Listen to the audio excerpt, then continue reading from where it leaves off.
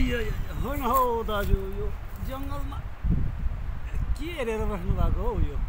के हेर्ने भाइ उ बेलामा बचपनको बेलामा यो ठाउँमा गाई चराइन्थ्यो गाई चराउने अनि गोठाल्नेहरूसँग गफ लडाइन्थ्यो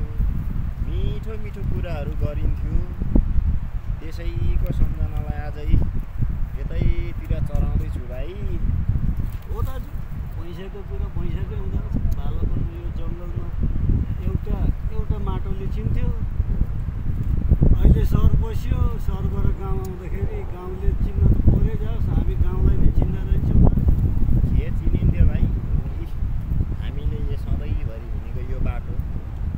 50-60 किलो बोकेर यो बाटो डाँडामा पुगिन्थ्यो अहिले त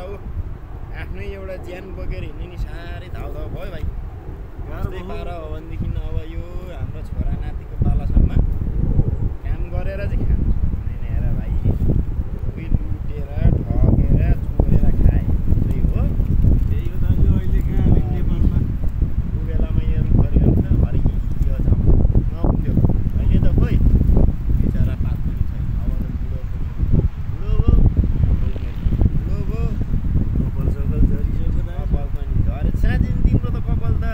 फुलिँदै गछ त अनि धेरै वर्ष भन्नु भेटेको झरो अनि तिमी त मुङ्ला नै पसेको होइन सहर पसेको गाउँ छोडेर गाउँले पनि बिर्स्यो गाउँलाई पनि बिर्स्यो गाह्रो छ हौ दाजु अनि साँच्चै सहरमा चाहिँ के गर्छौ तिमी के गर्नु त बसी ए अनि के छ काम कुरो छैन हो दाजु छैन ल ठिक छ उ बेला मैले भनेको थिएँ नि सहर नजाऊ भाइ यहीँ केही गरौँ हामी मिलेर भन्दै ओ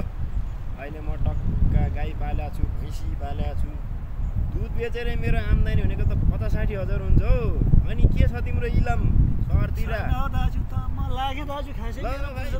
ल अब तिमीहरू ठिटा भनेको देश बनाउने भन्थ्यौ अब के